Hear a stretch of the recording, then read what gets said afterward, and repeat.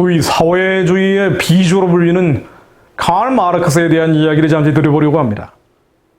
마르크스의 일생을 통해 하나님의 완전하신 말씀을 깊이 묵상할 수 있는 기회가 될 것 같습니다. 마르크스는 자본론 등을 쓴 학자이자 저술가이면서 동시에 기자였습니다. 1849년 6월 영국 런던으로 망명했던 마르크스, 미국 신문인 뉴욕 데일리 트리뷴의 유럽 특파원으로 근무했죠. 30세이던 1848년부터 1862년까지 14년 동안 영어로 기사를 써서 보냈습니다. 기장 마르크스의 급료는 많지 않았습니다. 여기에 낭비, 음주벽으로 인해 어렵게 살았습니다. 또 가정적으로 매우 불행했죠. 부인 예니와 사이에 7 자녀를 뒀지만 고통이 끊이지 않았습니다. 자녀 중에 4을 어려서 잃었습니다. 일설에 의하면 영양실조로 죽은 아이도 있다고 하더군요. 그리고 3딸만 성인까지 성장했죠. 그리고 이 3딸은 마르크스와 마찬가지로 사회주의 혁명운동에 동참을 했습니다. 그러나 마르크스는 생전에 부인이 암으로 죽었고요. 부인이 죽은 뒤 1년 후에 39살 나이로 첫째 딸이 병으로 사망합니다. 또 첫째 딸 사망 2달 뒤에 마르크스 본인도 1883년 3월 기관지염과 늑막염으로 병사합니다. 마르크스 장례식에는 둘째 딸과 막내딸 그리고 평생 친구였던, 그리고 마르크스가 계속 돈을 뜯어냈던 엥겔스 등 10여 명이 참석한 것으로 추정이 됩니다. 아주 외로운 최후였죠. 둘째 딸, 막내딸은 마르크스 사후에도 살았습니다. 둘째 딸은 역시 프랑스인 남편 사회주의 운동가와 함께 1911년 자살을 합니다. 둘 사이에 태어난 아들이자 마르크스의 외손자인 장 롱게라는 인물은 프랑스 사회당원으로 활동을 하다 교통사고로 사망을 합니다. 막내딸 엘레노는 역시 사회주의 혁명가로 활동을 하다 1898년 자살합니다. 정말 끔찍한 가문의 역사죠. 엘레노는 동료 마르크스주의자이자 영국인이었던 에드워드 에블링과 사귀다가 1897년 6월 엘레노와 에블링이 헤어졌고요. 이 에블링이라는 남자는 여배우 에바 프라이와라는 인물과 몰래 결혼을 한다고 합니다. 그런데 자신에게 심장병이 발병을 하자 다시 마르크스의 딸 엘레노에게 돌아갔죠. 엘레노는 에블링을 간호하다 2년 뒤에 스스로 목숨을 끊습니다. 그로부터 4개월 뒤에 에블링도 숨지게 되죠. 에블링 장례식에는 동료 마르크스주의자는 아무도 참석하지 않았다고 합니다. 마르크스는 원래 기독교인이었습니다. 할아버지인 마르크스 레비 모르데차이는 유대인 성직자 랍비였죠. 할머니 역시 우크라이나 출신의 독일로 이주한 유대인 후손이었습니다. 아버지인 하이니 마르크스는 유대인으로 유대교 신자였다가 개신교, 루터교로 개종을 하죠. 마르크스 역시 유대인으로 태어나서 어린 시절에 아버지의 뜻을 따라서 기독교 세례를 받고요. 기독교 교육을 받습니다. 고등학교 졸업 논문이 요한복음에 대한 것이었죠. 그렇게 어릴 때는 개신교 신자로서 나름 독실한 면도 있었다고 합니다. 그런데 기독교인이었던 마르크스, 너무나 지성적이었던 까닭이었을까요? 사춘기 무렵에 무신론에 경도되고요. 대학 시절에 요한나 사우스콧이라는 인물이 운영하는 교회 아닌 교회를 소개받습니다. 이 교회는 일반적 교회가 아니라 루시퍼, 사탄을 숭배하는 마귀교회였죠. 한데 하나님을 격정적으로 찬양하는 글을 쓰기도 했던 마르크스는 전혀 다른 사람으로 변해버렸습니다. 25살에 쓴 해겔 법철학 비판을 위하여라는 논문을 보면은요, 기독교, 즉 좋은 교는 민중의 아편이라고 맹비난을 해놓죠. 특히 이런 표현도 나옵니다. 사랑이 존재하지 않는 세계에서 스스로를 사랑이라 주장하는 것이 바로 기독교다. 성경적인 율법과 계명을 거부합니다. 낭비벽, 음주벽도 있었고 또 음란에 젖었죠. 가정을 두고 있음에도 불구하고 가정부인 에일레드 데무트 사이에서 사생아를 낳았고요. 당연히 이 사생아는 버려졌습니다. 고난이 끊이지 않았죠. 이 고난 속에서 마르크스는 세상에 대한 증오가 더욱 더 커져만 갔습니다. 사랑이 없는 세상에서 무슨 사랑이 있다고 하느냐. 어린 시절에 배웠던 기독교를 대적하는 이론들을 만들기 시작하죠. 하나님에 대한 원망과 저주로 이어지는 것입니다. 그렇게 탄생한 증오의 철학이 바로 마르크시즘입니다. 세상에 대한 철저한 미움, 분노를 논리적으로 정리한 것이죠. 마르크시즘은 태어날 때부터 기독교를 대적하며 태어난 것입니다. 마르크스는 기독교를 없애기 위해 바로 이 증오의 철학을 만들었다라고 이야기하기도 했죠. 좋은 쪽이건 나쁜 쪽이건 세상을 바꾸려는 혁명가를 이 세상과 충돌하기 때문에 고난이 따르기 마련입니다. 이승만 대통령, 박정희 대통령 개인적인 삶은 매우 불행한 면이 많았죠.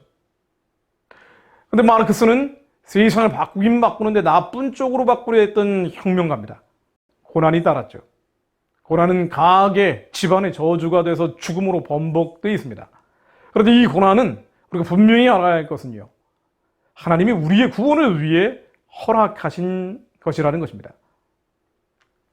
히브리서 12장 6절로 주께서 그 사랑하시는 자를 징계하시고 그 받으시는 아들마다 채찍질하심이라 하였으니 너희가 참으면 징계를 받기 위함이라. 하나님이 아들과 같이 너희를 대우하시나니 어찌 아비가 징계하지 않는 아들이 있으리요. 우리 이 고난에 대해서 이해하지 못하고 도저히 이성적으로는 받아들일 수 없고 지성적으로는 해석이 안 되는 경우가 많죠. 그러나 분명한 것은 하나님은 사랑하시는 자를 징계하십니다. 특히 하나님을 아는 자들이 받는 고난은 사랑하시기에 징계하시는 것이죠.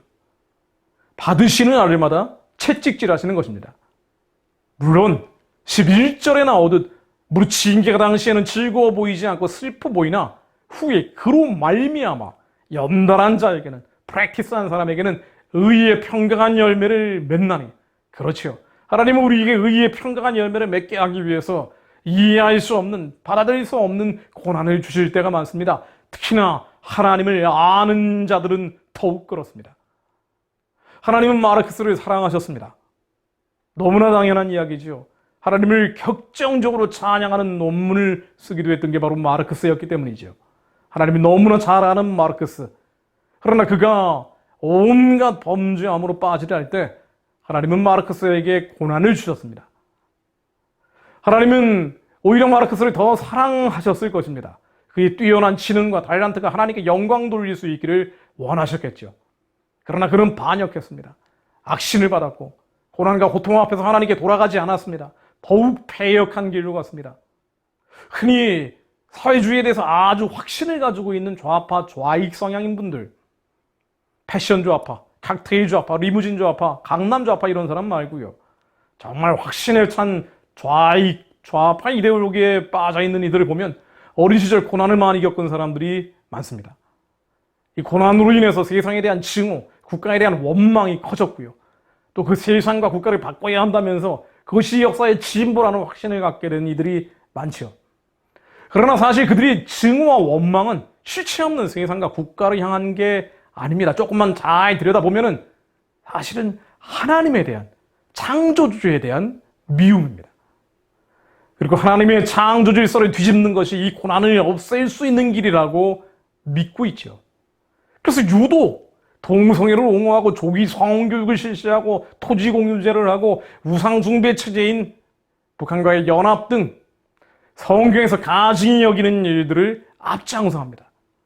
증오, 분노의 대상이 하나님과 하나님이 만드신 율법과 계명과 특히 기도하며 세워졌고 선교하며 뻗어가야 돼 하나님의 흔적이, 예수 그리스도의 향기가 너무 가득 차 있는 대한민국을 향해 증오와 분노를 표출을 하죠.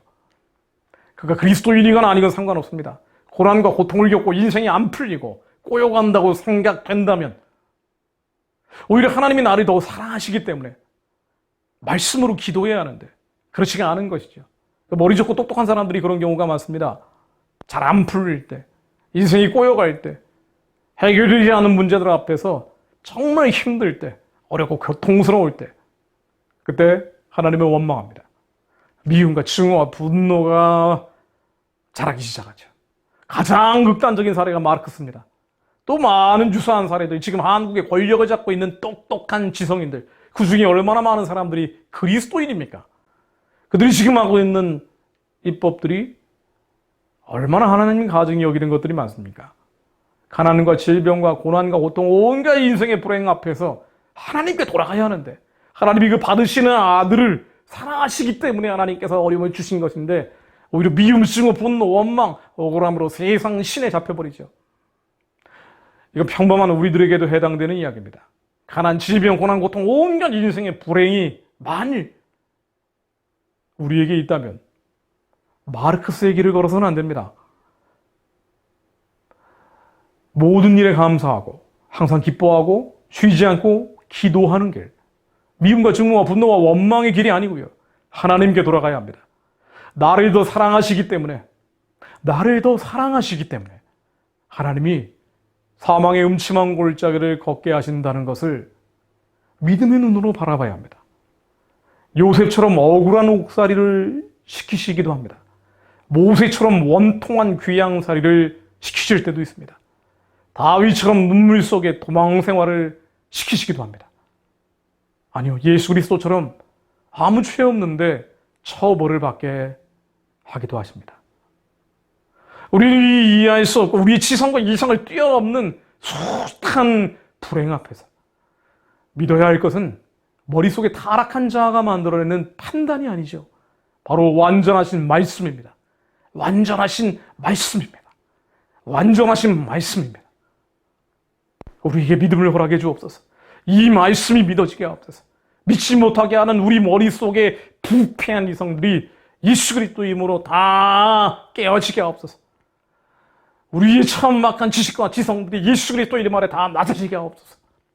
히브리서 12장 6절 말씀으로 주께서 사랑하시는 자를 징계하시고 그의 받으시는 아들마다 채찍질하신다 하였으니 하나님, 너희가 참으면 징계를 받기 위함이라 하나님이 아들과 같이 너희를 대우하시나니 어찌 아비가 징계하지 않는 아들이 있으리요. 그렇지요. 아들이 아니라면 내버려 두겠죠.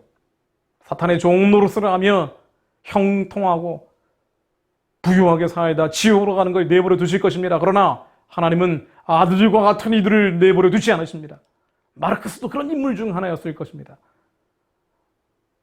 그러나 반역했죠. 우리는 고난 앞에서 하나님이 명령하신 길을 따라가야 합니다. 8절로 징계는 다 받는 것이거늘 너희에게 없으면 사생자여 참 아들이 아니니라. 하나님, 우리가 참 아들이기에 하나님 징계받고 있음을 알고 있습니다. 오히려 하나님의 참 아들이 아닌 사생자들, 세상적으로 잘 나가고 있을지라도 하나님 참 아들인 저희들을 훈련시켜 주시니 감사드립니다. 지금 걷고 있는 가시밭길이 납득되지 않을 때도 많지만 도저히 끝나지 않는 눈물의 길 같지만 하나님, 저희는 말씀을 믿습니다. 9절로 또 우리 육체의 아버지가 우리를 징계하여도 공경하였거든 하물며 모든 영의 아버지께 더욱 복종하여 살려 하지 않겠느냐. 저희는 잠시 자기의 뜻대로 우리를 징계하였거니와 오직 하나님은 우리의 유익을 위하여 그의 거룩하심에 참여케 하느니라. 무릇 징계가 당시에는 즐거워 보이지 않고 슬퍼 보이나 후에 그로 말미암아 연단한 자에게는 의의 평강한 열매를 맺나니 그러므로 피곤한 손과 연약한 무릎을 일으켜 세우고 너희 발을 위하여 곧은 길을 만들어 저는 다리로 하여금 어그러지지 않고 고침을 받게 하라. 하나님, 낙심하고 낙담하며 절망한 한국의 의인들이 다시 피곤한 손과 연약한 무릎을 일으켜 세우게 하시고 하나님, 받으시는 아들이 징계받고 참 아들이요 사생자가 아니기에 하나님께서 채찍질하심을 깨닫게 하사 승리자의 길로 주님이 주시는 승리의 멸류관 쓰는 자들로 저희들을 다시 한번 회복시켜 주옵소서. 하나님, 이 대한민국에 거짓의 진이 무너지고 지혜의 말씀들이 흥왕한 나라 다시 회복시켜 주옵소서. 예수 그리스도 이름으로 기도드렸습니다. 아멘.